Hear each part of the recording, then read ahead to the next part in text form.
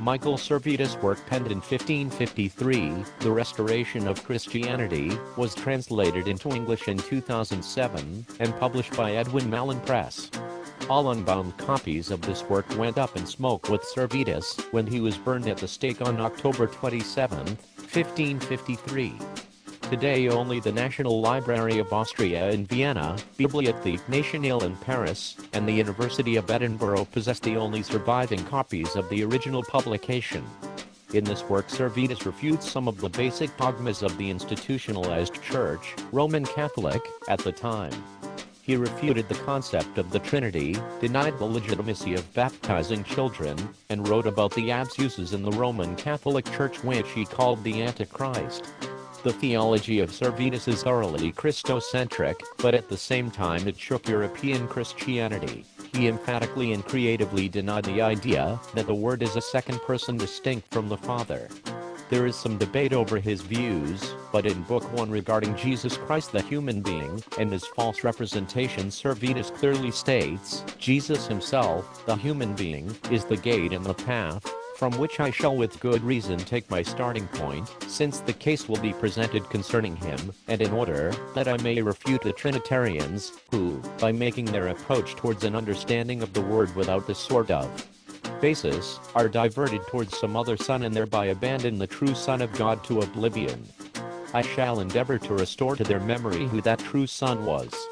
Starting with the fact that the personal pronoun when taken in context shows that he was a human being who was wounded with blows and whipped, I will candidly accept the following three propositions as being true, in and of themselves. First, he is Jesus Christ. Second, he is the Son of God. Third, he is God. Anyone wanting to understand another reformer of the Reformation era should make the purchase, and by the translation of Restoration of Christianity.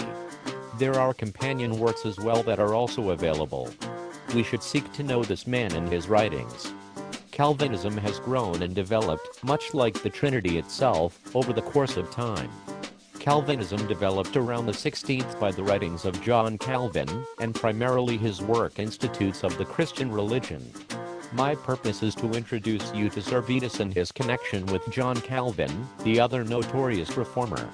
Note these comments by the following church historians about Servetus and Calvin. Kenneth S. Latourette. More serious was the test given by Michael Servetus, 1511–1553, a Spaniard, a scholar, a physician and scientist, radical reformer. He and Calvin had already violently disagreed, arrested. Certainly at Calvin's instance, had he been acquitted, Calvin's power in Geneva would have been threatened. The condemnation of Servetus was a major defeat for Calvin's opponents.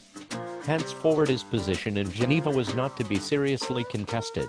Justo L. Gonzalez, Servetus argued that the union of church and state after Constantine's conversion was in truth a great apostasy, and that the Council of Nicaea, in promulgating the doctrine of the Trinity, had offended God, was arrested, and Calvin prepared a list of 38 accusations against him. Some in Geneva who opposed Calvin took up Servetus' cause, arguing he should be an ally. Servetus was burned to death, although Calvin had argued in favor of a less cruel death by beheading. Servetus' death was severely criticized, especially by Sebastian Castello, whom Calvin had earlier expelled from Geneva for having interpreted the Song of Songs as a poem of erotic love. The burning of Servetus, a noted physician, has become a symbol of the rigid dogmatism of Calvin's Geneva.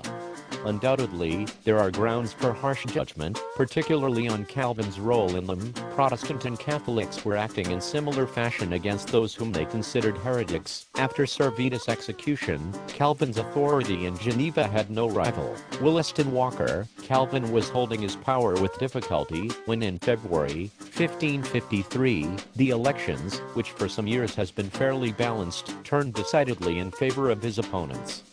His fall seemed inevitable when he was rescued and put on the path to ultimate victory by the arrival in Geneva of Miguel Servetus, almost the same age as Calvin, and undoubtedly a man of great, though erratic, genius. To his thinking, the Nicene doctrine of the Trinity, the Chalcedonian Christology, and infant baptism were the chief sources of the corruption of the Church, begun in exasperating correspondence with Calvin, whose institutes he contemptuously criticized. However odious the trial and its tragic end may seem in retrospect, for Calvin it was a great victory.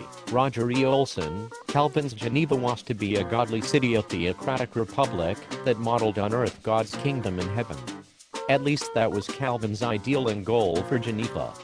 Many individuals and factions within the city resisted his authoritarian discipline, but Calvin repeatedly won in confrontations with them, and managed to get his way by threatening to leave if the city did not support him. A strict lifestyle, based on biblical law, was imposed on the city, and offenders were severely punished, and sometimes banished for loud partying, or for openly criticizing Calvin. At least one heretic was burned at the stake in Geneva in 1553.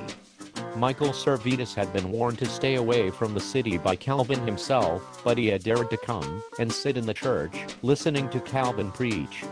Calvin wanted him beheaded as a more merciful punishment for his blatant denial of the Trinity, but the city council chose to burn him instead. We should note that between 1548 and 1555 Calvin and the institutes of the Christian religion experienced their most severe test.